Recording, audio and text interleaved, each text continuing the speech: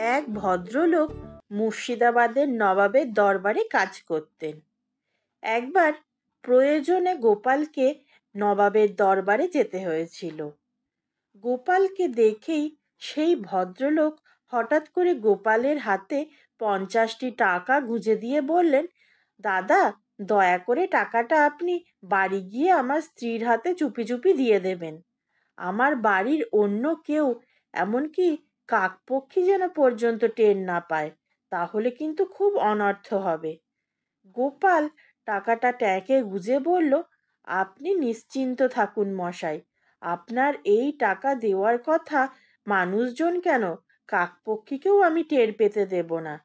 এমনকি আপনি যার হাতে টাকা দিতে বলেছেন, অর্থাৎ আপনার স্ত্রী, সেও এই টাকাটার ব্যাপারে কিছু জানবে না। তখন লোকটি অবাক হয়ে বলল, মানে?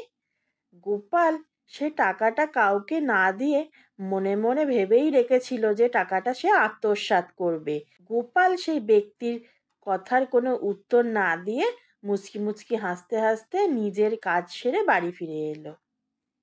এই ধরনের সুন্দর সুন্দর গল্প শোনার জন্য এখনই আমার চ্যানেলটি সাবস্ক্রাইব করে নিন।